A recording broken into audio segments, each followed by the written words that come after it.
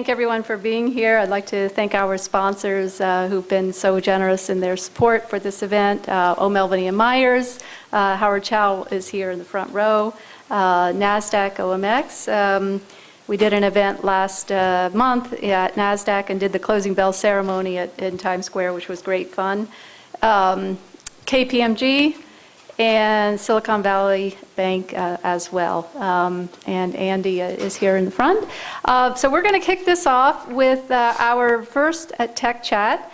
And we're trying to keep this kind of lively and get a feel for the entrepreneur and what kind of success strategies he's using, what kind of failure strategies, but just try to get a real close-up view of what a Chinese entrepreneur is facing today in this new innovation world that we're all seeing coming forth. So let's start with Mark and Andy. Thanks, Rebecca. I'm Andy Chao with Silicon Valley Bank, and with me is Mark Lee, who's CEO and founder of Splashtop. And we're excited to be kicking off the Silicon Dragon event on Chinavation. And, you know, we look at the China market, and there's so many examples of high growth companies that are built on existing business models and applied to the Chinese market. You can just look at companies like Baidu and Tudo. But Splashtop is a technology company that's truly innovating in China, creating IP that's aimed towards really a global market. In fact, you've already had quite a bit of success on that front already. So, Mark, can you tell us a bit about what you're doing at Splashtop? Sure. So Splashtop, a little bit background. We have, well, if you have an iPad, we've been a top-selling app on iPad, and as well as Android tablet and different mobile device. What we have done is we enable the bridging between all the different mobile devices to your PCs. So we turn your PC or your Mac into a personal cloud that deliver your applications, contents, and different files that you might have on your PC to your mobile device. So you can walk around with your tablets without carrying your laptop around with you. So it's a remote desktop applications that bridge across device. Our company, about 180 people. Most of our engineering teams, R&D, are in China and Taiwan, so 90%. So this is my second startup, and the first one was very similar setting. The last one was over 10 years ago, and also 90% of our R&D were in Asia. So Mark, I think that puts you in kind of rare company in terms of an entrepreneur that's done this twice, effectively using the same blueprint, having a lot of R&D in Asia and with presence here in the Valley as well. What are some similarities and differences between OSA, what you did over a decade ago, and looking at Splashtop today? Our last company, we did not really focus much on the China market itself, because software in China tend to have a lot of piracy concerns and challenges. So last company, we were selling our product through PC OEM, HP, Dell, Lenovo, Acer of the world, who were bundling our product, and we make money through the device makers. This venture, we have a lot of focus around tailoring for the China internal markets. Today on our iPad sale, clearly, number one sales still go to U.S. market because the number of devices in the U.S. market is much bigger than any other country. But if we look at China market, every day China is in amount of revenue generated from China is actually on the same tune as from UK, Canada, and other developed countries as well already. So it's actually an interesting phenomenon. I think that whole app store has trained people to be willing to pay for mobile apps. On the PC side, obviously, that's always been a different story. People can get a lot of free applications from different sources. So that's one key thing we're doing is looking at China-specific usage model. And ultimately, China is already number one in mobile phones, number one in PC, number one in TVs, right? So all the different screens and devices people have. So I know that the U.S. market continues to be the biggest piece of the the revenue pie right now, China #2 and growing quickly. Do you see at some point that tips where China's your biggest market? Probably not within the next few years. I see, well, because what we have found is still, U.S. still have a lot of money.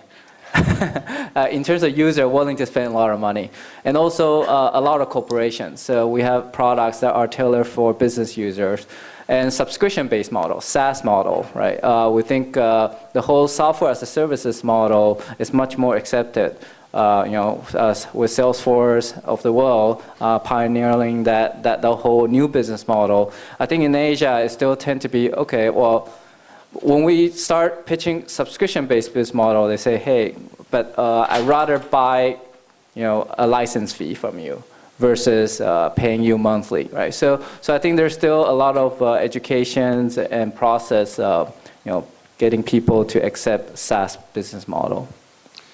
Okay, in Mark, in looking at the sort of the innovation side of the business, both in OSA and now today in Splashpad, 10 years later, is there anything you would do differently? Obviously, you're aiming the product at a different market, but is there anything you would do differently in terms of the way you're building the companies? I think, as an entrepreneur, the goal with every startup is just to have fun. I think culturally, and try to build a place where every employee can have fun. And create value for solving key problems. I think that's the key focus, whatever you want to do. And how do you structure it and execute a plan that can drive sustainable competitive advantage is always just fundamental bottom focus. Yeah. Great. I guess thinking about innovation, thinking of, you've worked for many years now, both with Valley-based engineers and Chinese engineers. How do you look at, sort of the creativity between the two sets of engineers? Do you see, what similarities and differences might you see? Okay. I think once you empower people, give them a platform, they innovate. And building the right culture, again, ties to that, having fun. So when iPad first came out, we believe tablet is going to be a big new wave. So China hasn't started selling iPad yet. So what we have done is we have people bring iPad to make sure all our engineers begin to touch it and use it. And at a certain point, a month or two later, we decided, okay, well, we need everyone to own iPad. It's not just, okay, on loan from company. So we put together a program where, if you, we'll buy it from US for you, but, we subsidize it. So $4.99 per iPad, we subsidize $300 if you get one, right? So every one of our 160 engineers in Asia all bought it. So after owning it, that's when you really use it on a daily basis. So we believe that, we see that as a way to create competitive advantage because once you use the product, you have a much better feel of it. You know how the usage model, how you can deliver new uses surrounding this device. And 2 months ago when I was back in taking a trip around our offices, in Beijing, Shanghai, Taipei, and Hangzhou. Every trip I go back, actually, there's new innovations I see from our team. We have, we call it the Hero Days. And so our engineer will be showing what they have come up with in the past 2-3 months since I last visited. And I see so many different new use models between devices and leveraging iPad, mobile devices as a platform. So once you empower the user, the employees, and give them a platform to innovate on, and actually create a culture that you're not afraid of failures. We have engineers who are now becoming product manager because they came up with the idea, they launched the product on App Store, and now they own the product. They're not just thinking about product features, but they're actually looking at users' comments, feedbacks, working with next generation product roadmap for that product, and also thinking about sales. Okay, what's the price sensitivity? Should I price at 99 cents, 199, 299, 399, right? So it's a lot of learning, but if you give someone ownership, you see them grow. And I think that's the power of today's innovations opportunity with all the different devices. In China itself, we have people coming up with ideas that are specific for China market. Right? So we have launched apps that are specifically for China because they see it's a unique usage model for the China market. So, you touched a little bit around the fear of failure and risk-taking, and there's always discussion around how the Chinese education system, to some degree in the methodology used kind of stifles creativity a little bit, but you're doing things to really sort of pull that out, and that's something you feel like you can manage through. Can you talk a little bit more about that? Actually, I think a lot of Chinese in general too, my impression at least, is fundamentally very entrepreneurial oriented. I mean, my dad was an entrepreneur, my mom was an entrepreneur, my grandfather was. So when I was brought up, I was sort of thinking about, okay, one day I'm going to become an entrepreneur. So, and there's so many small business in Asia, right? So a lot of family all, have a small business, and they have always been very innovative in many different ways and aspects, very flexible, time to market. And so I always view, actually, the Chinese culture has always been very innovative and fast in delivering new value to the market. Yeah. I think that's really interesting, the family of entrepreneurs. Yeah. So I think we have time for one more quick question. Okay. So I guess a good way to wrap up the discussion then is looking at the spectrum of where you think China is from made to China to invented in China as a the third or fourth generation of entrepreneurs. Where do you see that? I see it's happening today already. As I earlier described, a lot of our engineers are already come out with new ideas, new products. Especially they are the ultimate user themselves. And when you are consuming the products and you're using the products, and you come up with new ideas how to improve that overall experience for the users. You see the deficiency, what value you can create, what problem you're facing. So I think with the explosion of mobile devices, it's already the largest mobile market in the world. There's going to be so many different innovations, new business model emerging in the coming years. Great. Well, thank you, Mark. We certainly appreciate your thoughts and comments tonight. Thanks, Andy. Well, thank you, Mark and Andy. So next, we're going to move into our next tech chat with Carl Madsen, the General Manager of Maxthon. Here he is. And Xiaoxing Fan from KPMG. And we'll hear a little bit more about Maxthon. I first met the founder and CEO of Maxthon in Beijing about 5 years ago, and I know they've made a lot of progress since then. Please come up and take a seat, and you don't have to stand in the back.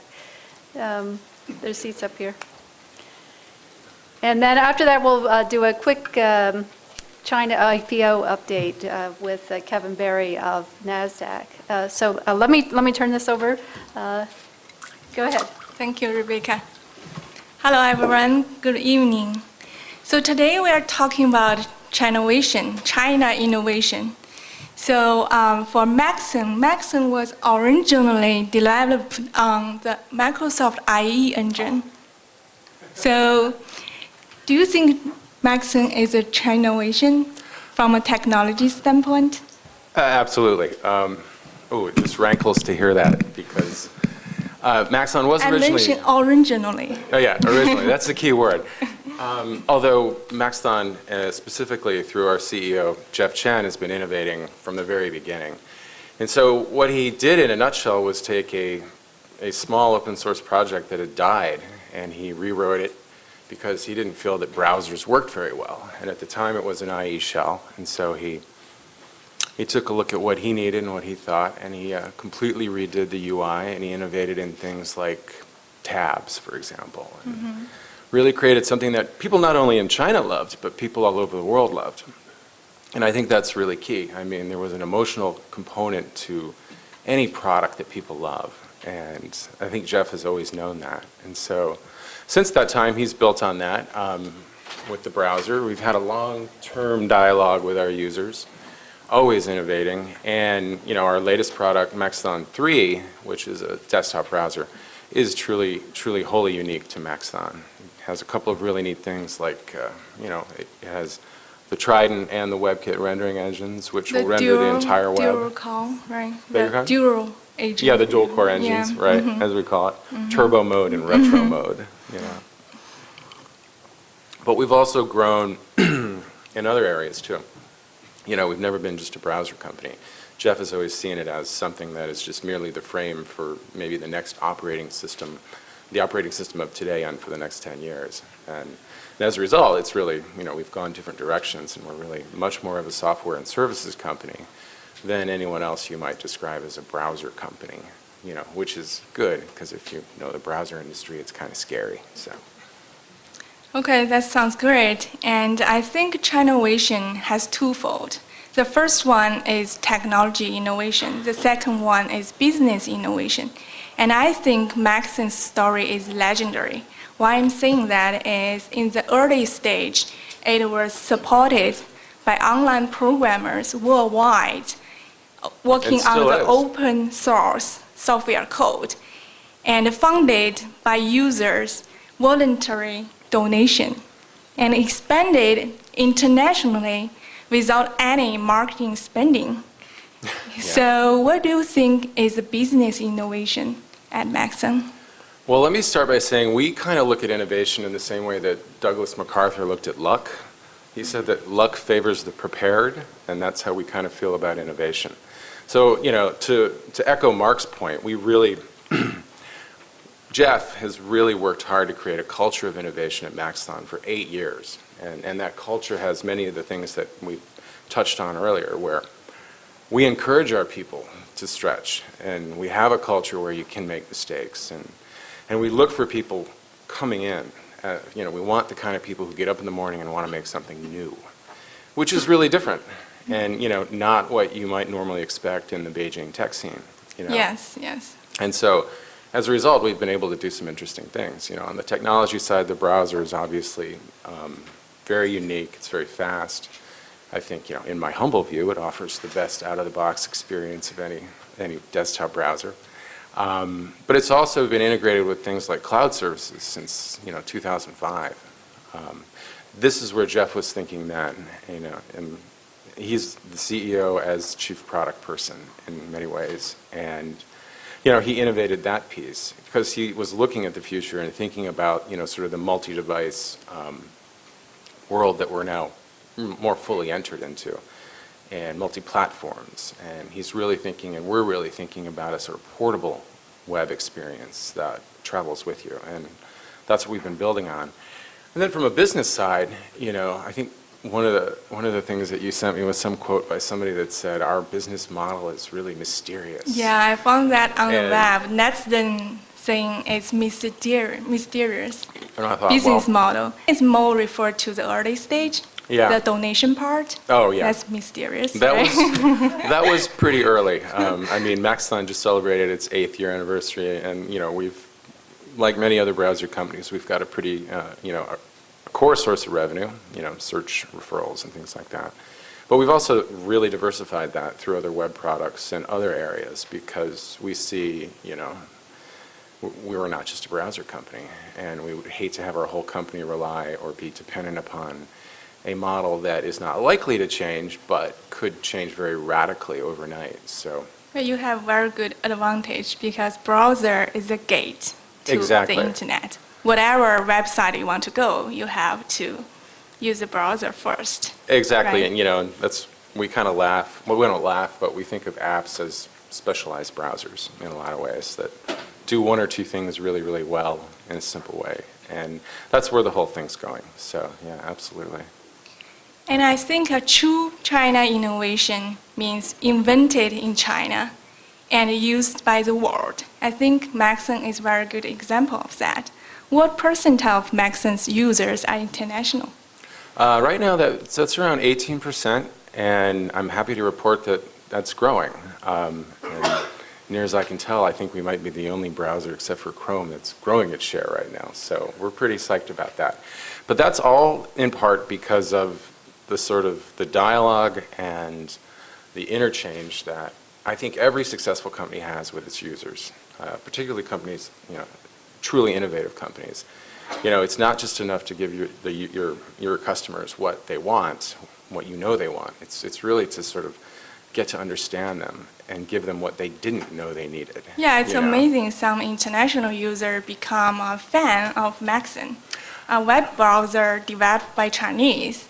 And yeah, is which there is any like, okay, web browser to begin with, that's not exactly concern very exciting. about China screening the website? Oh, sorry? Go ahead. Is there any concern about China screening, like filtering? The only people that ever ask that question of us are reporters. For real. Like, our users, if you go look up Maxon, one of the words most closely associated with it in about 36 languages is love, which is pretty ironic when you consider, the whole thing is framed as a browser war. Oh, yeah. I mean, people randomly go to our Facebook page and say, I love this. I'm only going to use this now. And that's a testament to, I think, a lot of things, but the culture of innovation and the desire to do something different is key, and that has to be sort of in the DNA of the company, no matter where you are. I really like this part. I don't know what you feel, but this love part, I really like it, because for a web browser, it's about love and care for the users. I think that's the core value of Maxon as a user experience. And actually, Jeff Chen, your founder's motivation to create Maxon is because he's not satisfied with IE experience. Oh, yeah, exactly. Yeah. So he decided to find a solution and create a different, better product. And he coded it in his spare time, outside of his day job, So it's interesting that we're having this conversation today, the day after the passing of Steve Jobs, because he's such a giant in terms of innovation, and in a way we'll never escape that. Yes. If we're good. Casts a long shadow, and I think many people in this room. How innovation can change the life of so many people. Exactly. And, at an emotional level, So that's where we're going, and we're a grown-up company, and you'll be hearing a lot more about us. Yeah, we need the next generation innovator. Exactly. Okay, that was terrific. I'd love to hear how Jeff Chen found you, Carl. That guy right there. Bill Tai, right here in the front. Okay, I figured that had something to do with it. Well, thank you very much. That was very interesting. Thank you. Thanks. Thank you. And please come up and take a seat. You don't have to stand in the back. And next we're going to get a brief China IPO update from Kevin Berry of NASDAQ. IPOs were going full blast last year from China in the first few months of this year, and then they slowed down. I'd like to hear about what the outlook is. So maybe you have some data points you'd like to share with us on what you're seeing so far this year, and what the outlook is for the rest of the year. Sure. So not too many. This is Kevin Berry from NASDAQ. Thank you. In terms of the Chinese outlook, I've got more stats on the U.S. market, so perhaps that'll serve as a proxy. But yeah. Last year we were extremely busy at NASDAQ in terms of new listings. This year, not so much. Right. There's really only 12 deals right now currently in the U.S. pipeline, and of those, half have already been canceled. Wow. And they've tried to get out, but that's actually indicative of actually what's happening right now Yeah. in the U.S. market. Yeah. Anything else taking its place, like India? Because India is coming up. India is, although that's slowed down as well. Slowed down as well. Europe is dead. Europe's dead? Wow. But the U.S. is going really strong, right, on IPOs? So the U.S. Yeah. is doing well. It's the biggest pipeline we've had in 10 years. There's Wow. over 200 deals that are on file. It's sort of a disconnect between Yeah. filings and pricings. Right now, it's a 2-to-1 ratio in terms of number of deals being filed versus pricing. And so I think any iBanker would tell you with the VIX, which is the volatility index, in the mid-30s, you'll need to see that sub-25 before you see any deals start to get out. So perhaps there's a mega deal out there There certainly are a couple that could open up the window, but absent a reduction of the VIX index, it's going to be difficult to get some pricings done for the remainder of the year. Well, I think people were a little surprised that Trudeau made it out in August during such a tough market. How did that happen? Yeah, well, there's a few that are willing to brave it. We actually have a company right now that just launched on Tuesday, so they'll price in the next 10 days, and there's another company that's going to... What was that one? That was Ubiquity. Which Oh, is a company, Ubiquity, okay. Down in San Jose, VC-backed. So they'll hopefully, I mean, there's been a bunch that have been on the road and have actually canceled on the road, so... Oh, really? Wow. Yeah, sure. So, well, I mean, if you're a PM and, you know, if in this market, you're not going to want to take on the volatility that's inherent in an IPO. So that's what you're seeing right now. Is this a ripe climate for M&A then? It is, although curiously enough, M&A's been down as well compared to last year. I don't know what that's really what that's about. I would prefer not to have M&A. I prefer folks go for an IPO. So. What about the competitive landscape? Is the Chinese exchanges, are they having an impact at all on NASDAQ? So they are. I mean, although you're seeing, certainly in the news the last several months, in terms of the disclosure and the regulatory environment in China is certainly more lax. So folks, some of the Chinese companies that have listed here have had to restate or have come under sort of increased scrutiny. So that's sort of impacted them as well. Yeah. But I mean, 10 years ago, a company like Prada would have never thought to even list, remotely, and now they are, right? They can raise over $1 billion. Manchester United, which is the football club, I mean, they're going to list in Singapore of all places. So you just wouldn't have seen it. I think that's sort of a function of sort of the regulatory burden and the cost to go public here in the U.S. Are some companies trying to go private now because of all the public scrutiny now? In Chinese companies? Or Well, overall. Well, in particular, Chinese companies, because those are the ones that are under investigation and with reverse mergers and the accounting scandals and all that. So that's right. So, I don't know that I see a particular pattern there, and I don't think I see a particular pattern here in the U.S. either.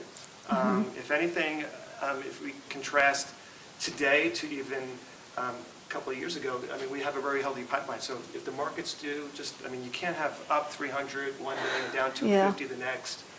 But if we can just get some stability, the number of deals that are in the queue, as I said, hasn't been that many in over 10 years. Okay, well, thank you, Kevin. Sounds like things will eventually get a little better. And the VC, there's a healthy VC component to all the deals that are in the pipeline. So. Oh, really? Yeah, it's close to 50% of all. 50% of the deals in the pipeline have a VC component? So that's good for the Valley. That is good for the Valley. Okay, let's give Kevin a round of applause. And let's bring up our VC panelists next, please. Richard, Tim, Howard, Deng, Marguerite, Bill. Who else? Got everybody? And I'd also like to introduce Diana Deng while they're getting settled. Diana is kind and courageous enough to do the videotaping of today's program. So this is Diana here, and let's give her applause too. And you can see a replay of today's program on Deng TV. Diana's an entrepreneur.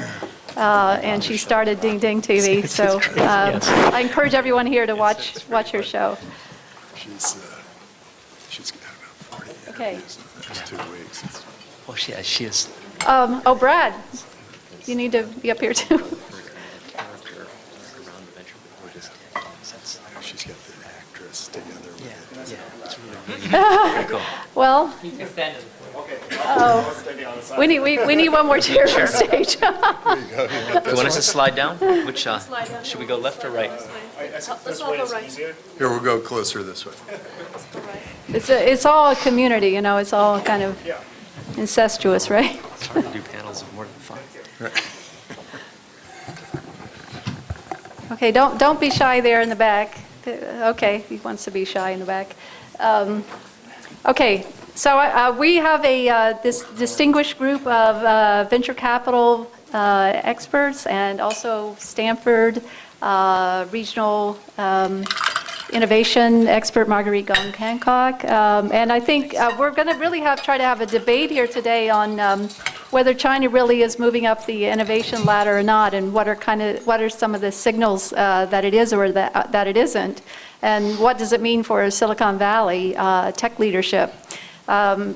China has really moved up very fast on the patent scales. It's gone to 4th in the world for new patent applications. That's one sign. China is also the 2nd largest venture capital market in the world after the US. Of course, China's had all these magnificent IPOs, at least it did have until about 3 or 4 months ago. And there's been a lot of home runs out of China. Most of those home runs so far have been with the clones, like the Baidus and the Alibabas and the Dangs and the Youkus and so forth. But now I think we're getting to a new generation of more original thinking kind of entrepreneurs from China. So we're here going to be discussing this theme, and let me just briefly, in case anybody doesn't know who everyone is up here on stage, let me introduce them. Richard Lim first from GSR Ventures. GSR Ventures is an early stage investor based in Beijing and also the Valley. Richard's done a lot of very interesting deals out of China, including the Groupon of China, a travel search company, Ad China, and he'll tell us more about those deals in a moment.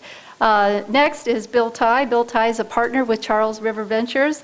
He's been a startup investor since 1999. One of his deals is Maxthon. I think we just heard about Maxthon, and it's a very innovative web browser.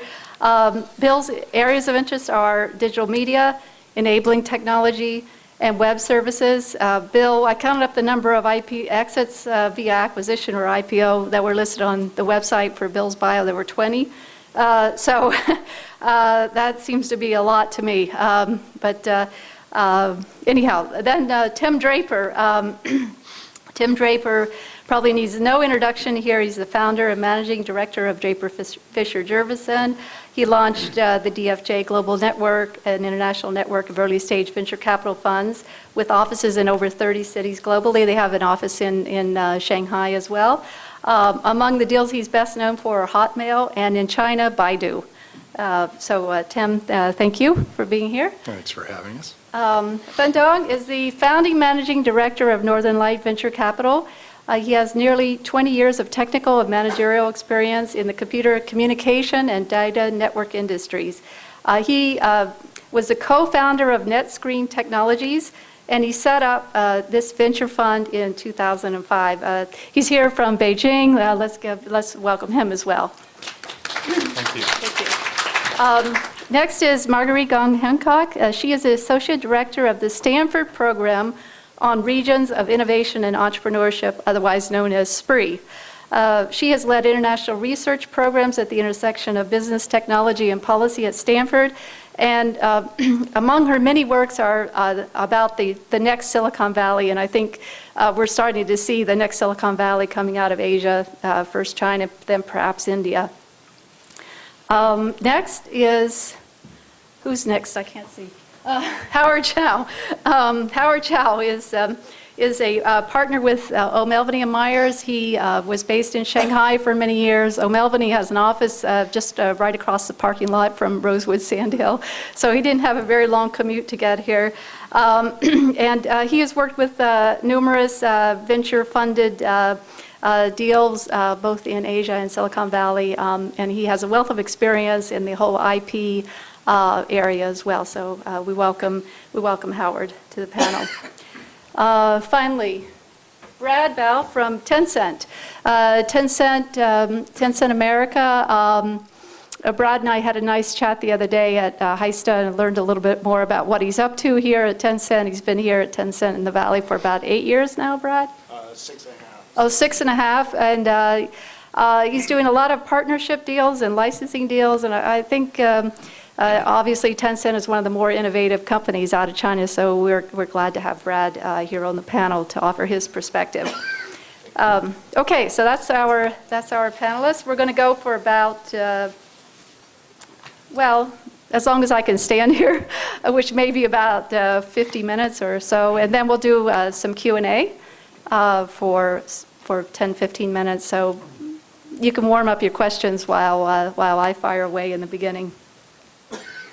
So let me just start with a really broad question.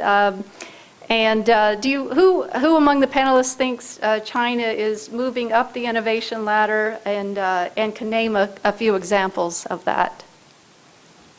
Okay, okay, wow. Who wants to go first then? Richard, do you want to go first? Sure. Can you hear me?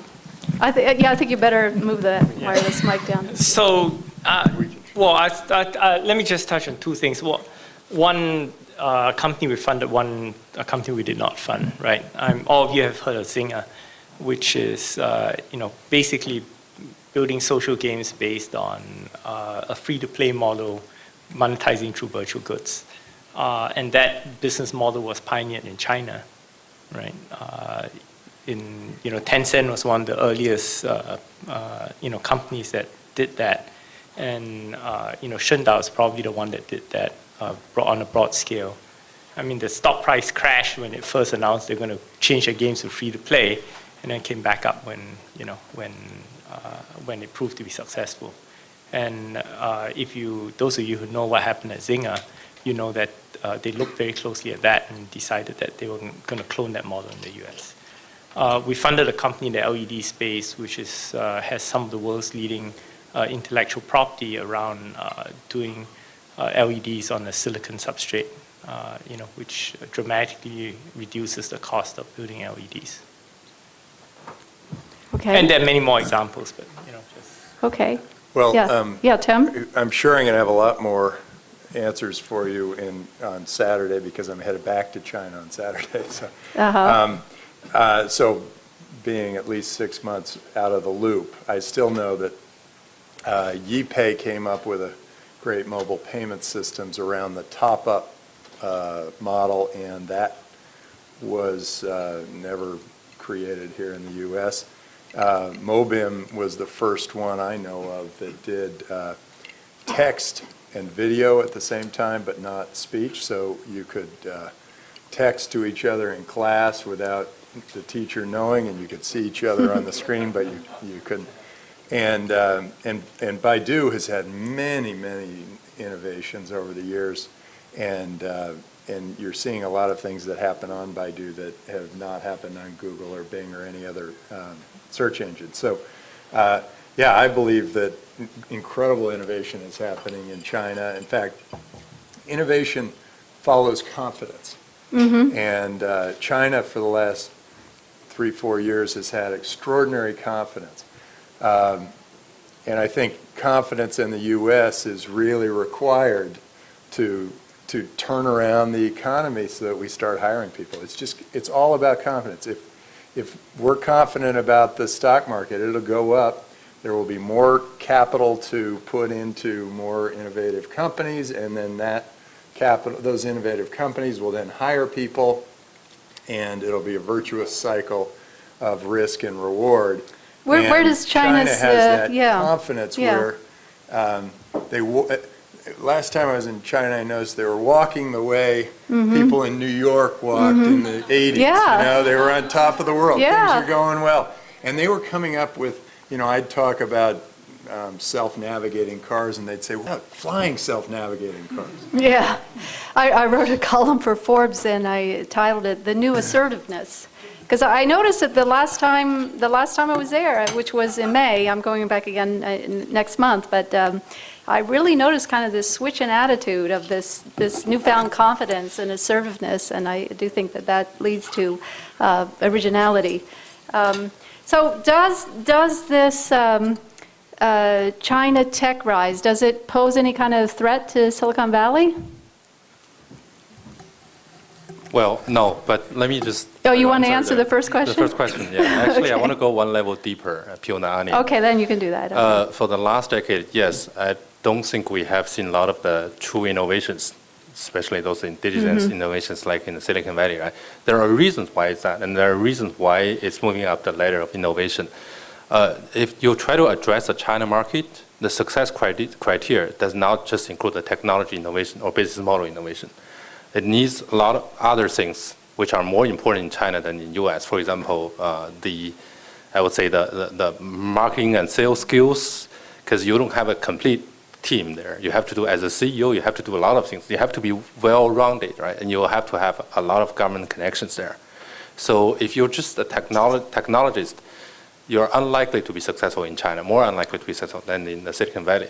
Secondly, in China, if you try to address the China market, the success model, especially in some sectors like internet, fast is the number one thing. Right? If you can copy other people's model, especially the Silicon Valley model, apply to China if you're the first mover advantage, actually even more so in China than US.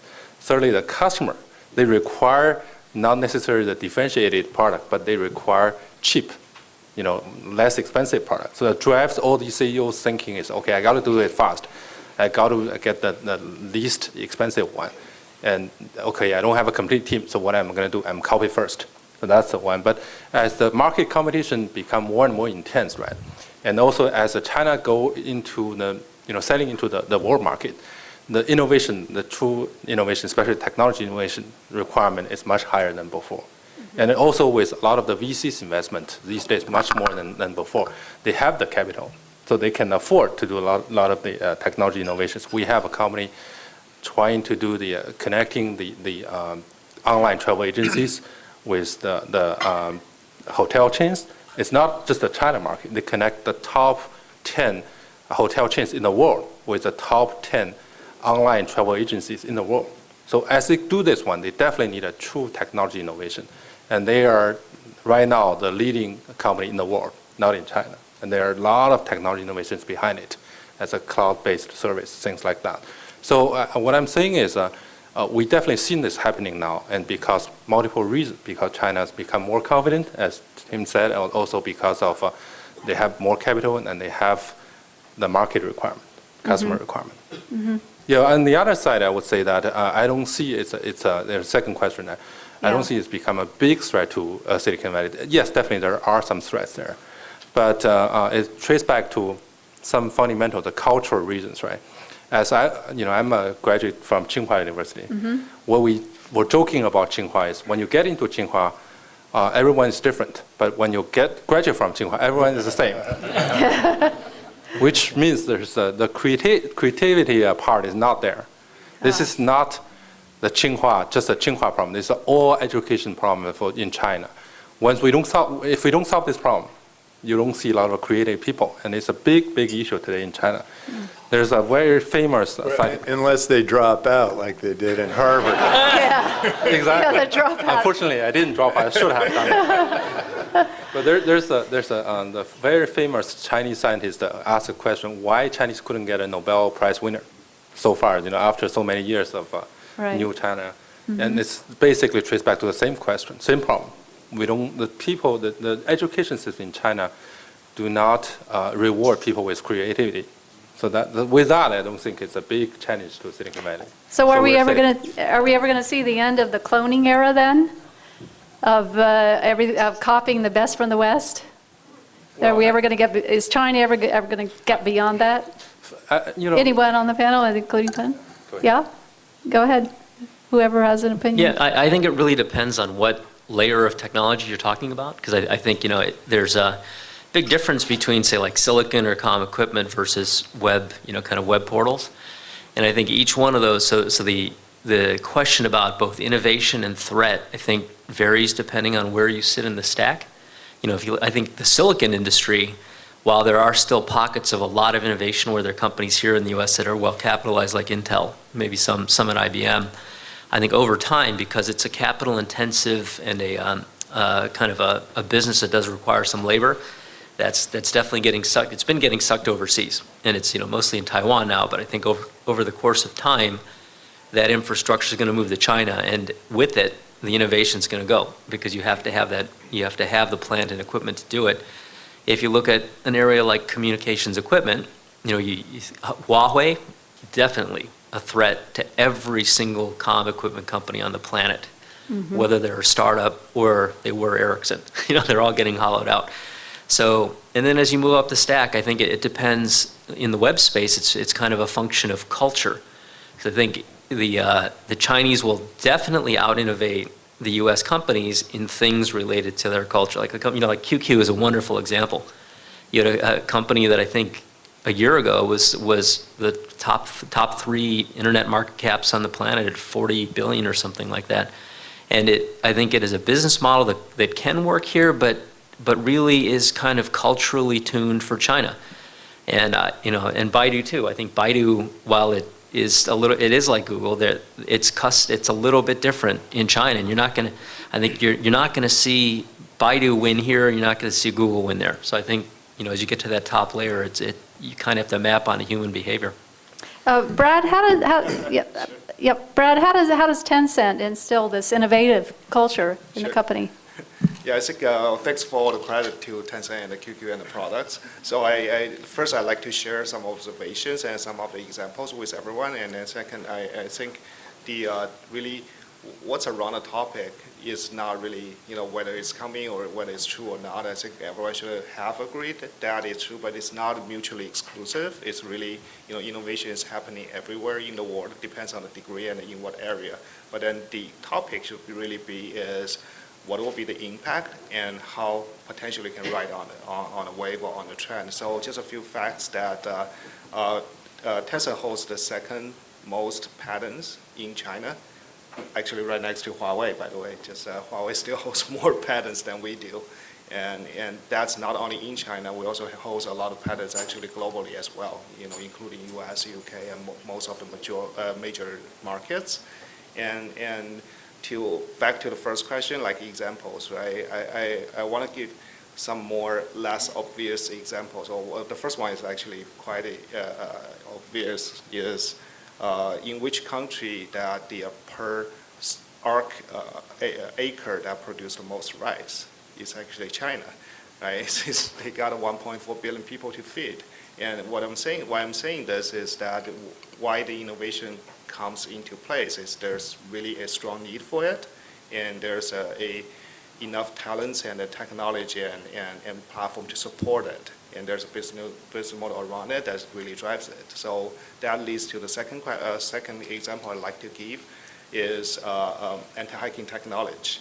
It's not as bad in the US as it would be in China or Korea or Russia, and these countries have to develop very strong anti-hacking technology in order to defend their properties. And nowadays you see that is coming to US because the web is started. You see like banks got hacked or the government got hacked or that. And we have very good technology and on that front. And also like the network gets complicated. We have very distributed network infrastructures that help to really distribute the contents in real time.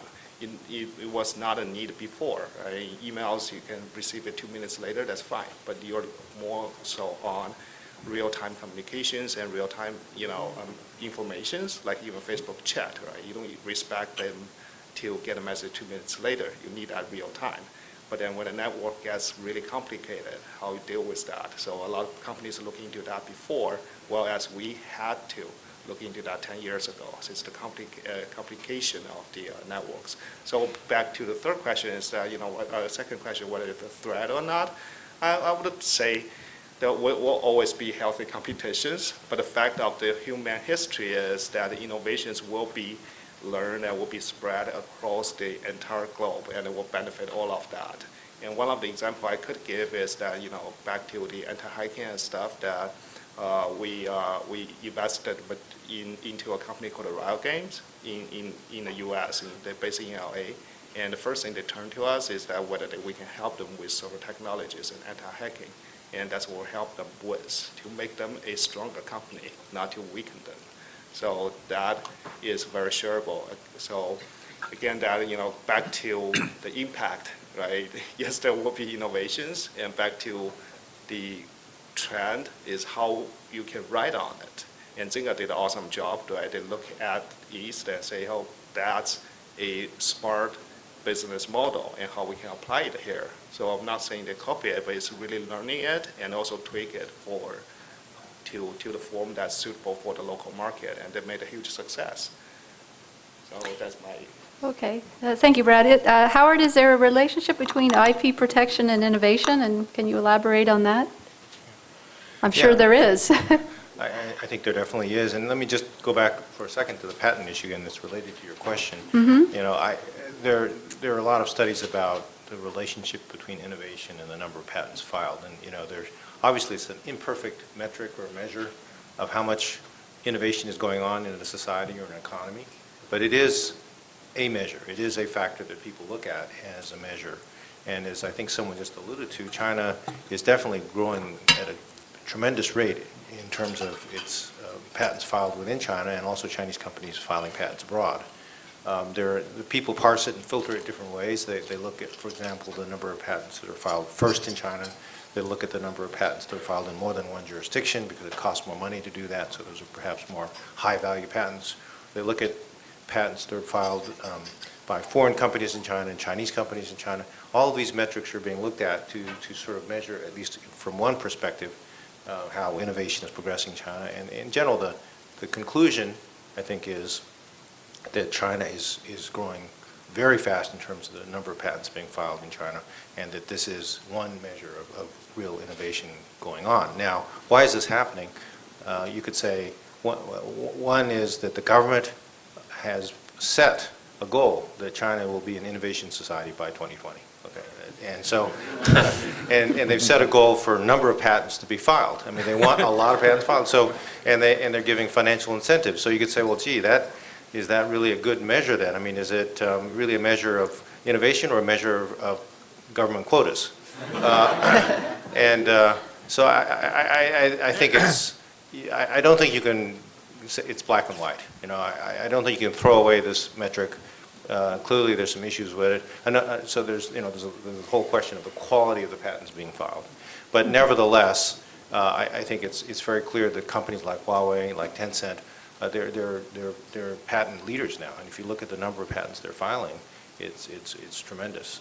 And so, and then to your other question, Rebecca, you know, there's no question that there's a connection between innovation and patent protection and other IP protection, and the fact that Chinese and other companies are filing so many patents in China and spending money doing it is a measure of their sincerity and their belief in their products, and the fact that it will be protected, and the fact that they're going to invest in this technology. You know, there are lots of studies in the U.S. and other places of of the connection between innovation and patent protection. And you know, economists differ about how much protection there should be, whether it should be long or should be short. But you know, there's no question that there's a connection. And I think that China, given that the legal regime is getting better, it's not perfect, it's getting better, that there are lots of lawsuits now about IP protection in China. There are a lot of lawsuits between Chinese companies as well as foreign and Chinese companies. The fact that, you know, my perception is that companies are getting, in general, getting better protection through patents than before. I think that's sorry. More lawsuits doesn't sound like progress to me. Just depends on if you're a lawyer or not, I guess. Yeah, right. It's progress if you're a lawyer. Marguerite, could you talk about how research and scientific institutions in China are helping to feed the innovation chain? Absolutely. I'll jump in also as well. Thinking about this innovation, I think it's a disservice to some of these outstanding companies that are innovative by saying they're the Me Too or the equivalent. You know, it's not that C-Trip and Chunar are the Travelocity of China. That's really a disservice to some of the adjacent, I would call them adjacent innovations that are going on at these companies. But I think if we're thinking about Silicon Valley as a measuring stick, it's not just about innovation that's extending or adjacent, but it's really, this place has been known as having disruptive innovation that's fundamentally changed or created whole new markets and architectures.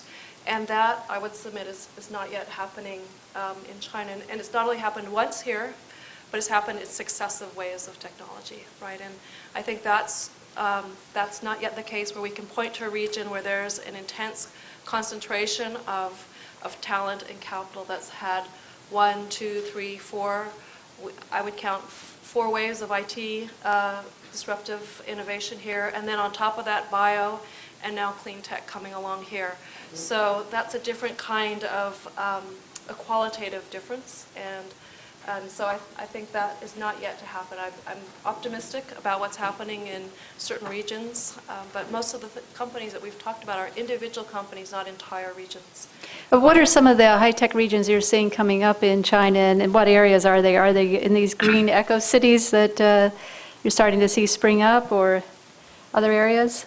Well, Zhongguancun outside of Beijing and in Shanghai and Shenzhen are the three, I think, most vibrant if you count them by number of startups, revenues, employment.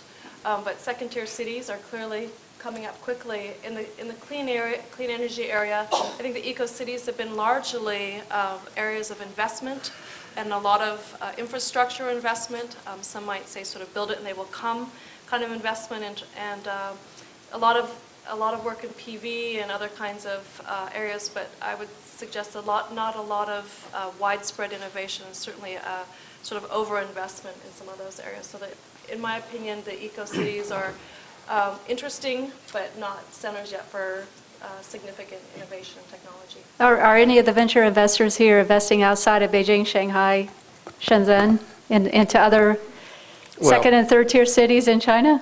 Well, actually, we separate Shanghai with Yangtze River Delta. Okay. When we said that, it actually includes Suzhou, Kunshan, and maybe even Hangzhou, some of the Zhejiang provinces as well. That actually, Yangtze River Delta is an area of interest to us. Actually, probably I would say even higher than Shanghai. If you look at the number of companies doing true technology innovation.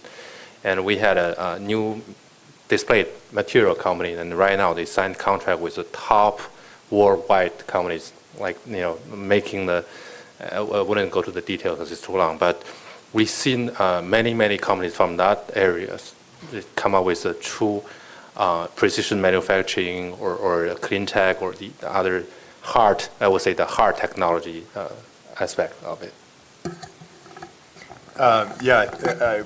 We have 3 RMB funds in different regions, Wuxi, and then 2 I probably won't be able to pronounce. And then we also have offices in Shanghai and Beijing. So yeah, very interesting. People are encouraging that.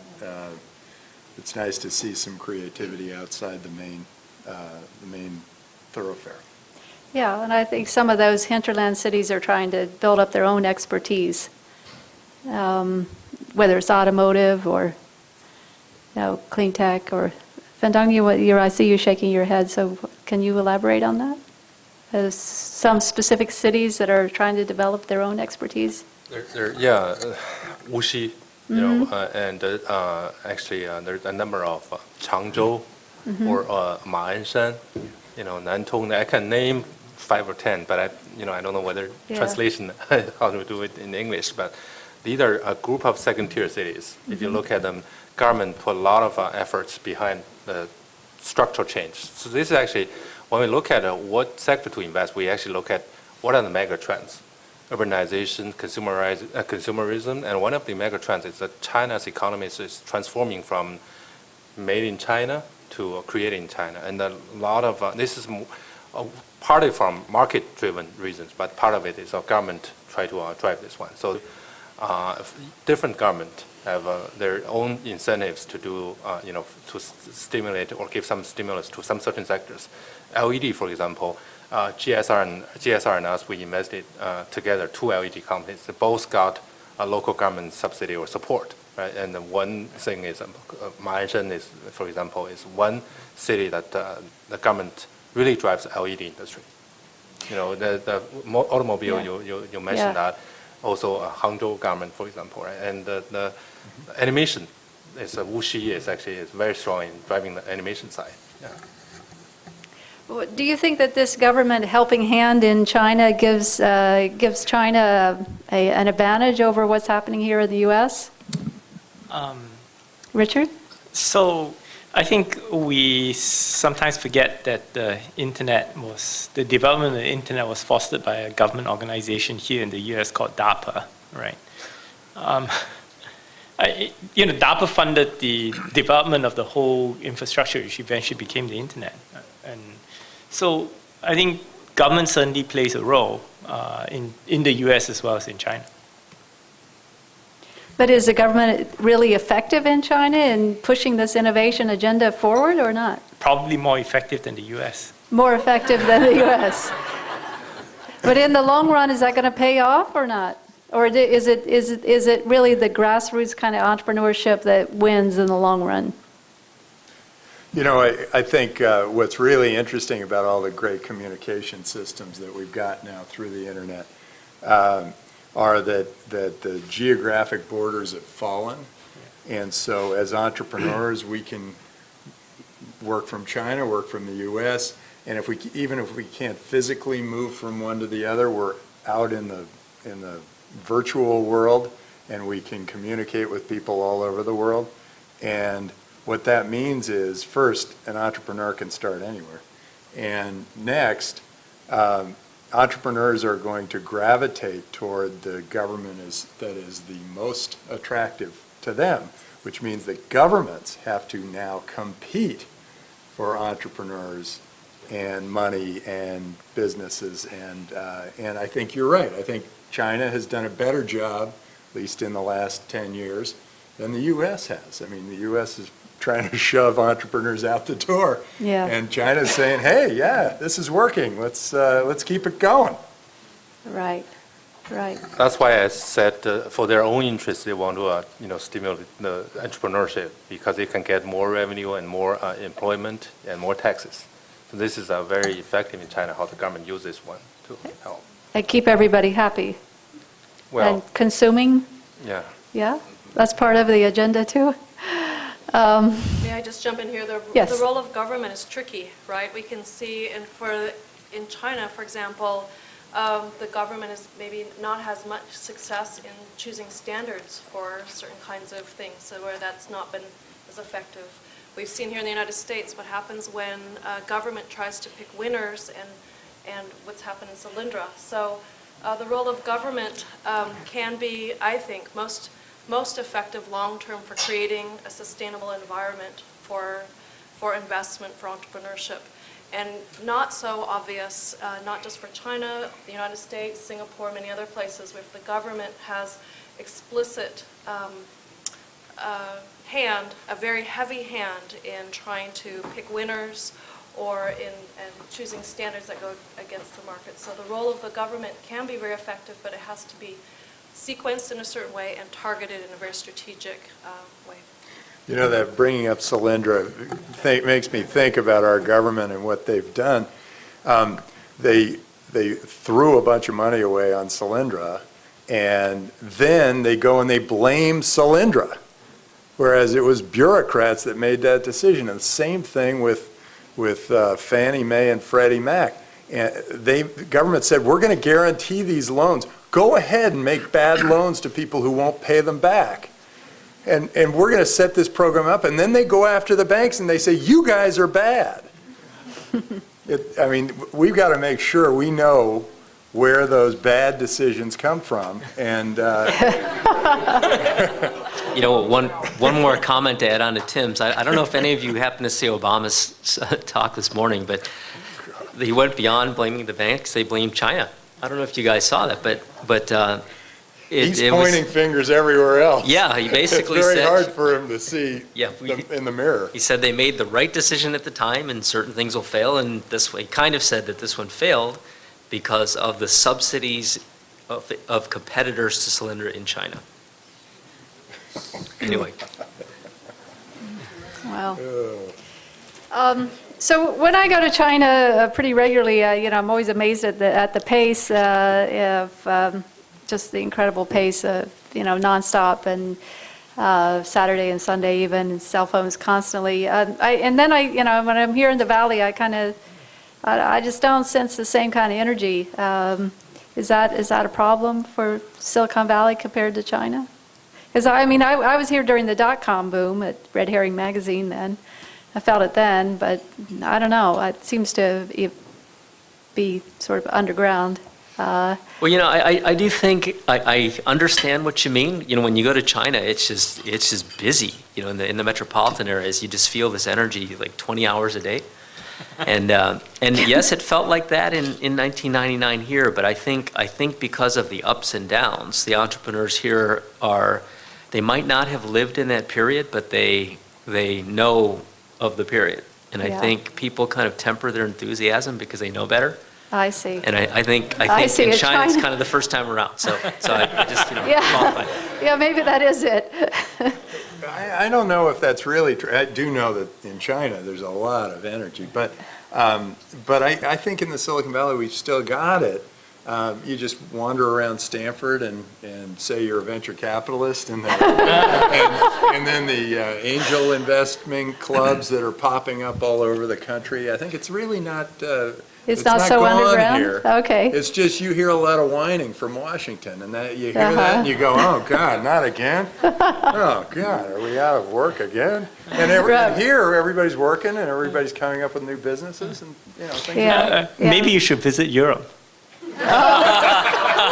Good one. No way. No way. Israel, maybe.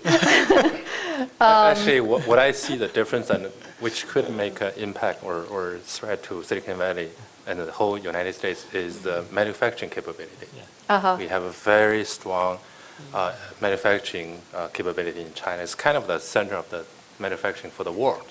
From very sort of low-end stuff to very high-end stuff, right? But what in U.S.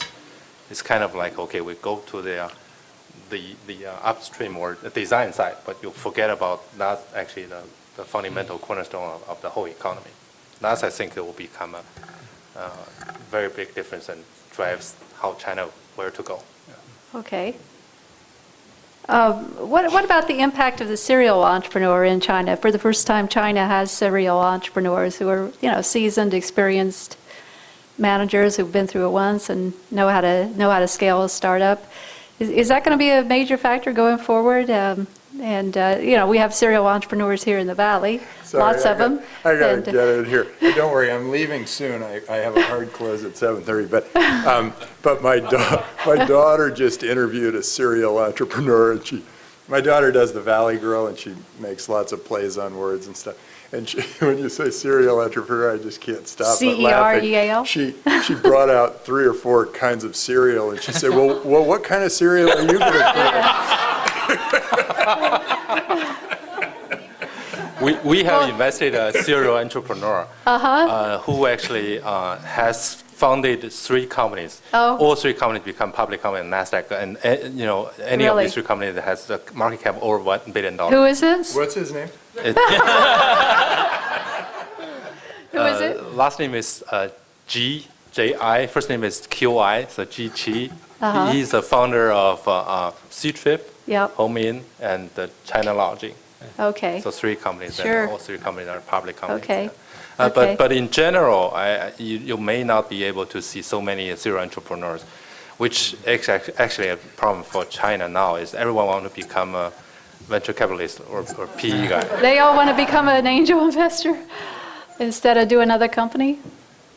Must be kind of addictive. Anyone else on that? Brad? Yeah, I think I can share a little bit on that too. We actually do a lot more investment in China too, and then we constantly look for like teams of course strategic align with us. But then I think that goes way back to what Feng said earlier. The education system is one of the biggest challenges right now. That you do see. Well, I always.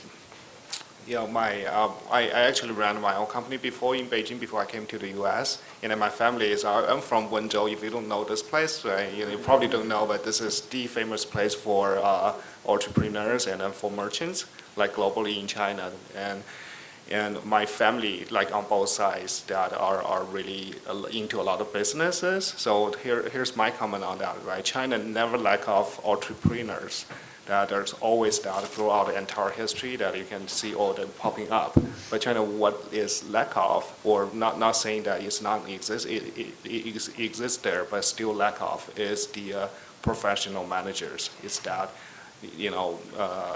people that went through a lot of things, has the professional skills and are able to bring the company to the next level. And Tencent itself actually went through this, that they started by a few college kids and friends and bring it to the first level, we call it startup, right? And the next layer that bring it to like, when I joined, it's 1,000 people, 1,200 people also.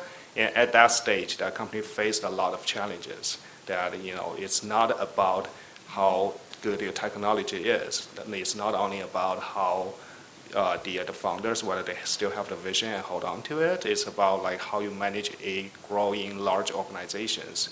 And what we did at the time is actually brought in a lot of professionals, but it was not easy at the time. We brought in a lot of actually Western educated people, including myself. The CTO is from Microsoft in Redmond, and the president is from Goldman Sachs, and well, you name it, there are a lot, right?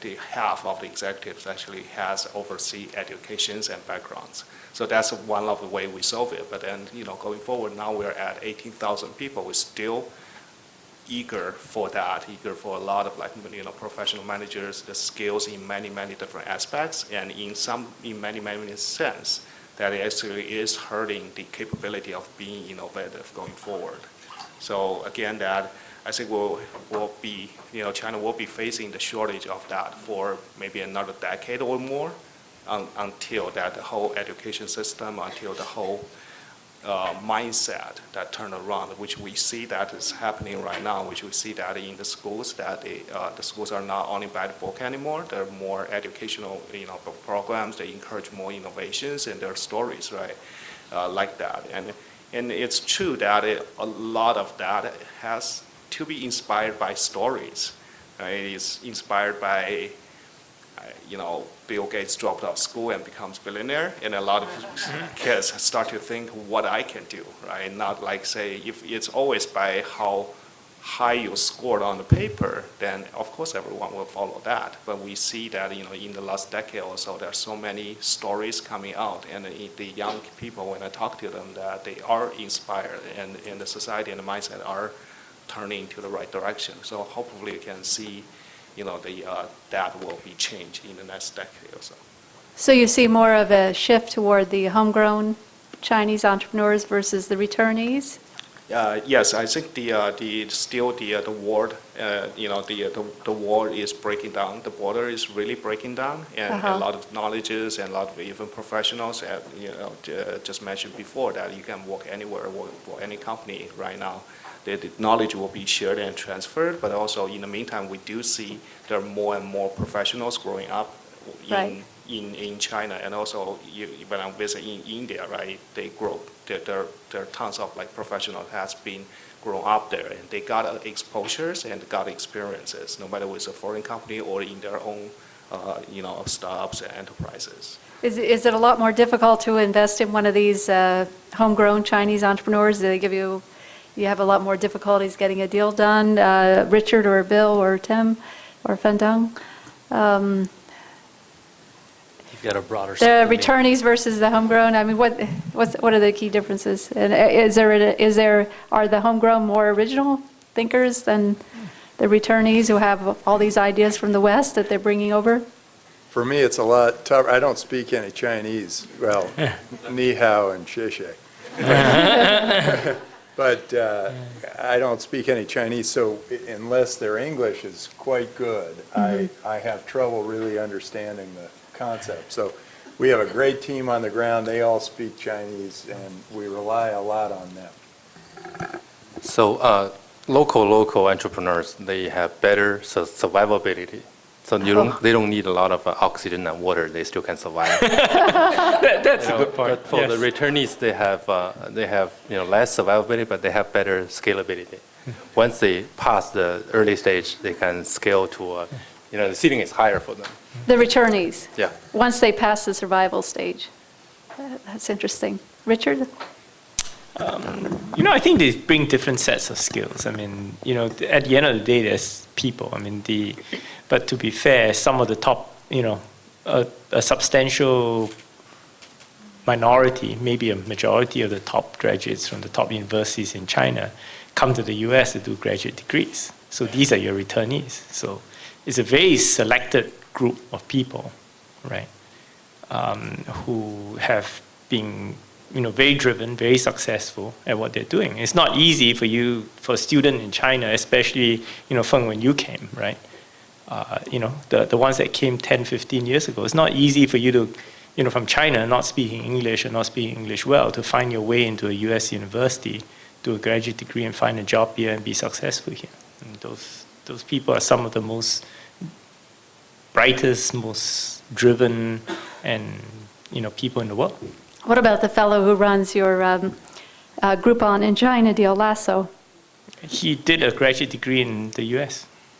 Uh-huh. He graduated from Tsinghua. He graduated from Tsinghua, yes. So Tsinghua didn't actually, he didn't fit the mold, I guess. Well, how's he doing? He's doing very well. Yeah? Can you give us some milestones? Well, the companies, I think they have publicly said that if you measure the timeline versus them versus Groupon, they're grown transactions, users by most metrics faster than Groupon has. What else can I say? Well, it seems like they've outwitted Groupon in China, right? I think Groupon did themselves in. I don't think we did, I don't think we had very much to do with Groupon's problems in China. They created most of the problems themselves. So are we going to see a lot more American companies going over and trying to tackle China? In some ways we had this discussion and, fairly well known, and the guys at eBay will tell you that Taobao, and Taobao will tell you, Jack Ma, when he was at SPRIE, he said, actually it wasn't that Taobao beat eBay. eBay basically, put themselves out of business.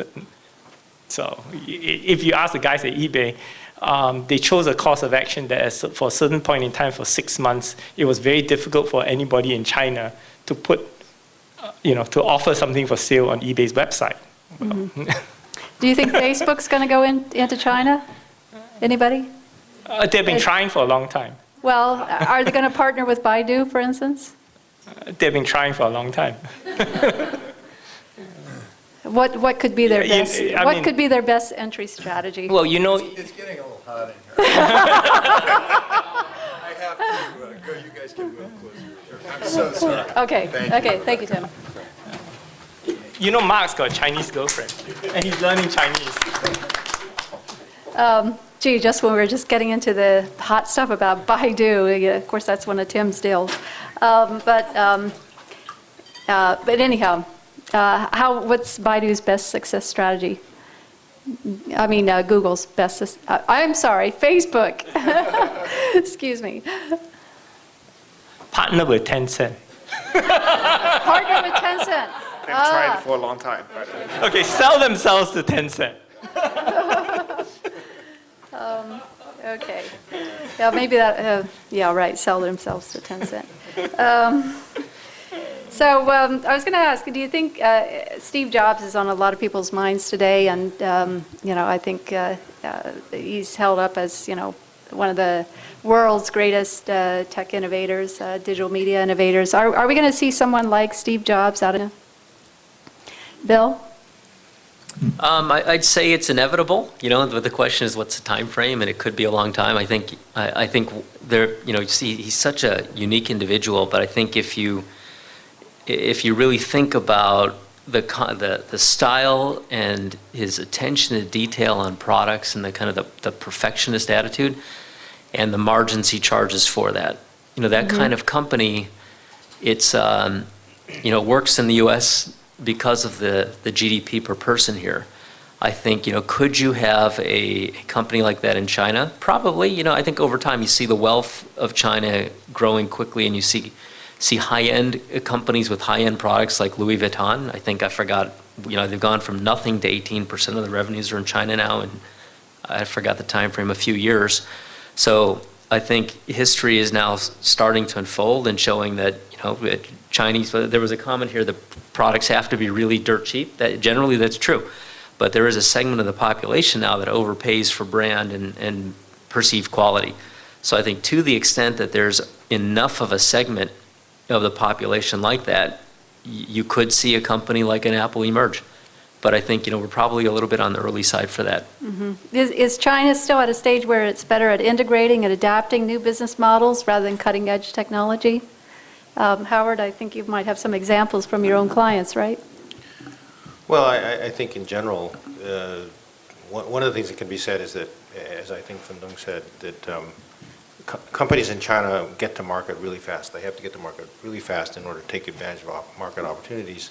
And those kind of companies, very often, they're not there to prove that they're the smartest people in the room or that they're going to change the face of technology. They're there to get to market. And so for those kind of companies, maybe they're not going to create the world's leading technology tomorrow, but they are creating huge market value. They're creating a viable business model that's probably different than other business models. They're probably pulling together different pieces that in ways that other people have not yet. And so you could call that a certain type of innovation, but it's to address a market that's different from the United States. It's a market that's bigger. They have to address a different scale, and they have to address a different pace of the market. Okay. Becca, I'd like Marguerite? to go back to Yeah. the other question about Steve Jobs. I think that's Sure. an interesting question because he's such an emblem for what makes the Valley the Valley. And I think there are at least two dimensions that I hope are going to happen for China, but I don't see that there's a lot of evidence. And that is failure. You think about Steve, he was at Apple, and then he was, failed in the sense that he was shoved out and went on to do Next and Pixar and then returned. And that sort of culture of acceptability of failure and then returning is something that's not widespread around the world, I would suggest still, and still maybe not in China.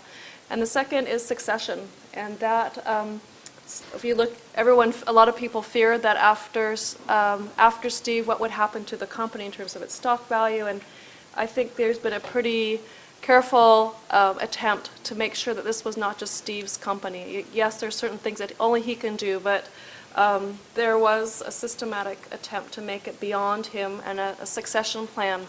And for a lot of the major companies in China, Alibaba is Jack Ma. And is there somebody that's going to be after him? I mean, Jack spoke for our conference on Friday. Not so sure. And we look at a lot of the companies in China, and the succession in terms of leadership has not been set up. And so I think if you say, is there going to be another Steve Jobs, it encompasses all these different aspects. I think there's still a way to go there. And I particularly point out the failure and succession aspects. Succession planning is unlucky in China.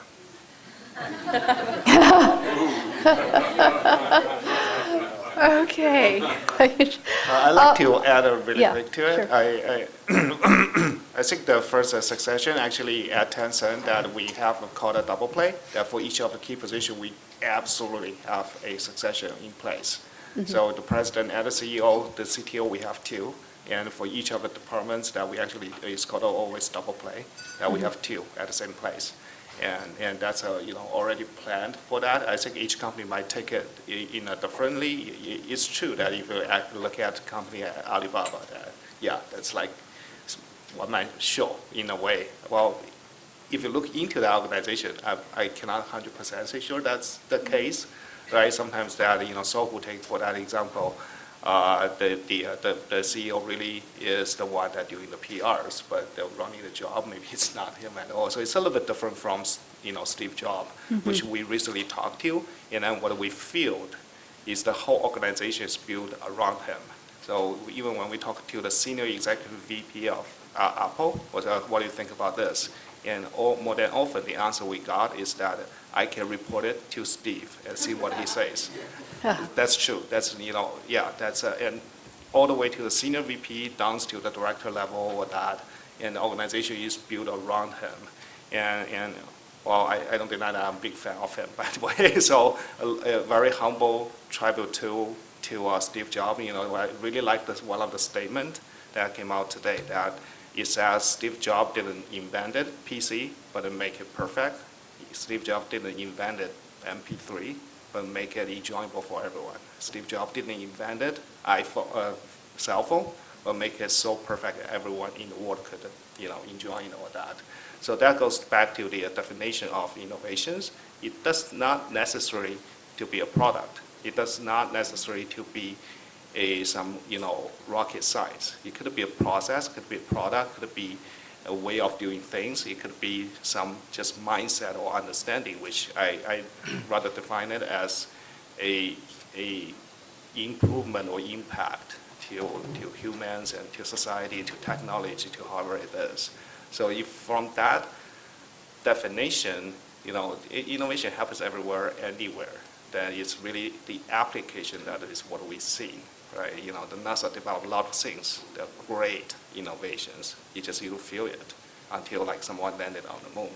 But is that happening? It is happening. And for us, I think it's more business and capital-oriented discussion than is how we leverage that, or what is the impact that brings to us. So that's how I approach it, and I'd like to share with everyone. Okay, well, now I think we'll open up the floor to questions, a few questions. Yes, the lady here, and if let's get our microphone to you so everybody can hear your question. And if you would please identify yourself. My name is Ruth Shapiro, Kuyi Strategies. I just want to get back to the question about government, the role of government. So in this country and in Israel and to a certain extent in Russia, investment in military applications has spun off and created a lot of innovation in technology. But you never hear about the relationship between military research and applications in China and new technologies, except maybe some whispers about Huawei.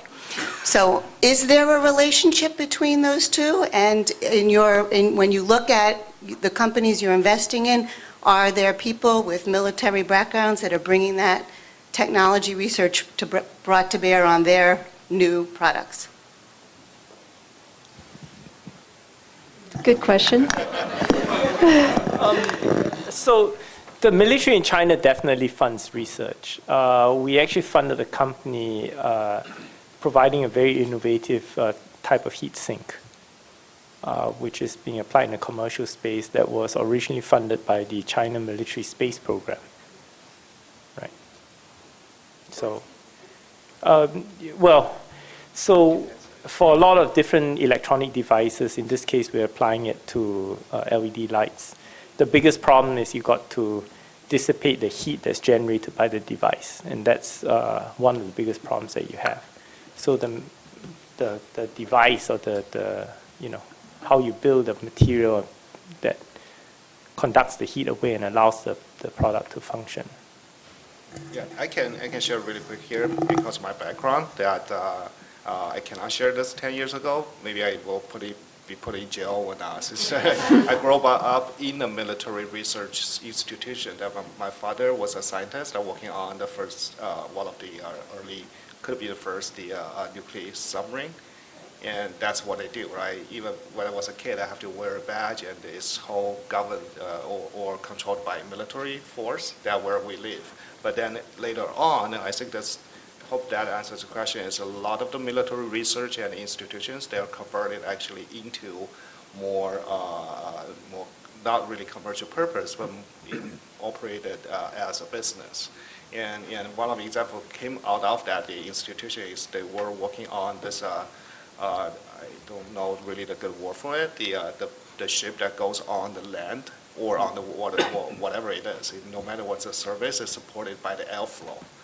And it was not implemented in the military at all, but it was implemented in a lot of places for commercials and for tourists. And you probably see that in the U.S. in some like Florida, right? It goes on a ride, and that thing was from that.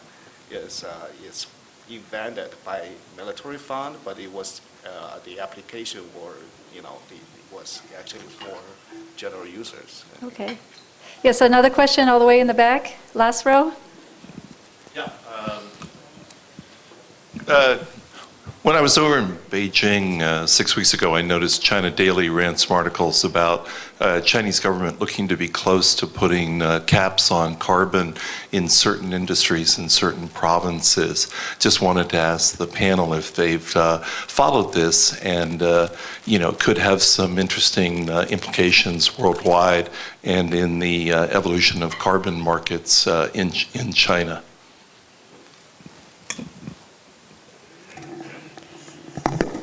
Well, there are a lot of discussions inside China about this low carbon cap, right?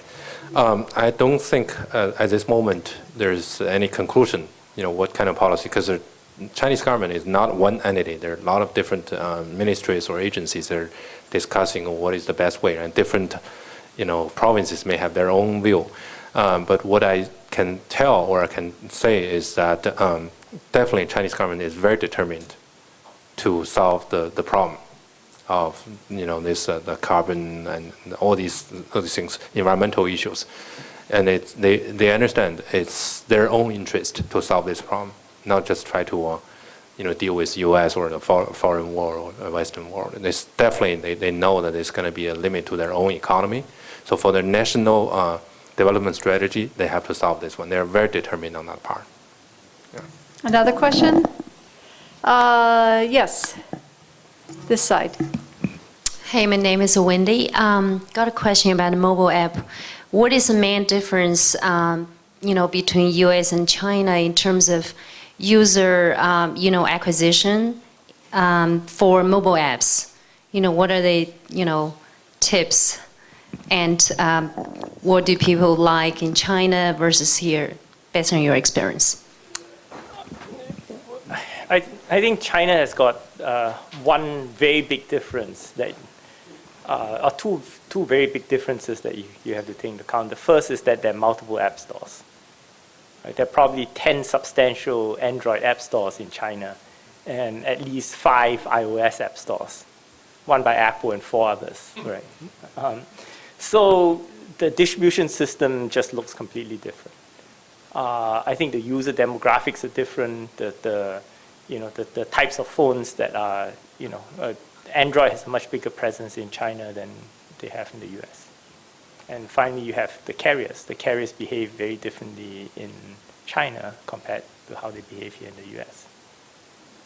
You can ask Brad. Brad's probably got an interesting anecdote to tell you. Well, let me first answer that. In China, the best way to promote the mobile apps is to work with Tencent. That's true. Actually, we're #1 in Tencent in mobile applications, and we spent roughly, almost over 12 years to build up the relationship with China Mobile and all the other mobile carriers. And in China, as Richard pointed out, as Feng pointed out earlier, that it's not run by one government kind of situation. It's not exactly run by one government. It's just there's many authorities, and China Mobile especially. Right? Don't think about it as one entity. The decision making actually is in different provinces and down to different cities. So those are the barriers that are very different from here. Right? Here, if you got Apple feature you, great. You already hit maybe top spot, in the mobile distributions, or you somewhat manage to spend money or will not get you to the top 25 on iOS. You're in a great position. In China, it's not. There's no way you can get that, and second, that the user entry point is controlled very differently. Here, everyone goes to the app store, look for the apps they wanted to. While in China, as Richard pointed out earlier, there are many access points. Right, the entry point could be all the app stores. The entry point could be what's featured by the carriers, which they will just push it to you. Or the entry point could be actually, in many cases, not even app stores, many other apps that they are becoming the entry point for those. So, you're looking at a very segmented market in China. Hope that answers the question. Okay, last question. Yes, here. Oh, just wait. Okay. Yeah, I come from bank financial area. So my bank is the HSBC Bank Premier. So I'm very interested because all the speakers, nobody mentioned bank, nobody mentioned finance. So I just wondering in China, so for the startup, for the entrepreneur, how much they rely on the commercial loan, the banking help. So not only government, not only private funding, and how. So in US right now. Okay, so that's the question. So let's get an answer. Okay. So okay. Can I ask a second question? It's very. No, not the second. Just one. We only have time for one, please. If you want to lend money to one of my startups, we're happy to take the loan. Okay. Okay. So the unfortunate part is that very, very few early stage startup companies can get loan from banks. The fortunate part is because of this situation, VC have good business there. So But overall, if you look at the top 10 world banks in terms of the profit, and China, I don't know, have more than 50%, right? And or top 10, China's Fortune 500. The top 10 companies are most of them are banks.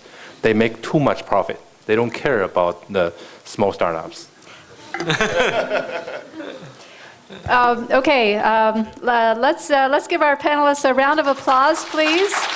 And I'd also like to thank my assistants, Christy and Sharon. And please don't go out of the room yet because we're going to do a prize drawing. And also, I'd like to thank Katja and Diana and all these and our sponsors: O'Melveny & Myers, Silicon Valley Bank, NASDAQ, and KPMG. These events don't happen in a vacuum. They happen in a community. And I also like to thank the audience for your attentiveness. And we're now going to do a prize drawing. My new book, which I spent a lot of time on, is coming out. It's already on Kindle. So if you picked out one of those postcards, one of these, and there's some new technology on the back, the quick response code. If you put your smartphone or your iPhone over that thing, it leads you right to the Kindle site to buy the book. The actual books are coming to my place here in the Valley on Monday. Just missed. But we got the postcards and you can get the Kindle edition. We're going to do a prize drawing for a book. So stay tuned. Okay. Yes, okay. Oh dear. I peeked, so now I can't look. Okay. Jenny Chen, JC Accounting and Financial Services. Okay, thank you. Good. So you'll get a copy of my first book, Silicon Dragon, and then we're going to do one more prize drawing for my next book, which is called Startup Asia, which takes the China theme into India and Taiwan and Singapore and all these other markets. So one more. Okay. Oh, the lady from Genentech. Is she still here? Okay, we had 2 lady winners. Oh, there's only one. Okay, thank you. I delivered. Thank you. And we're going to do a little photo op with our panelists here. So just if you please just let Douglas get our photo. Do you want to stand up? Let's stand up, and then we're going to have our cocktail reception right after that. But just bear with us. Just stand in front. Okay. Okay. Ladies in the middle. Yep. Okay. Andy, do you want to come up too? What?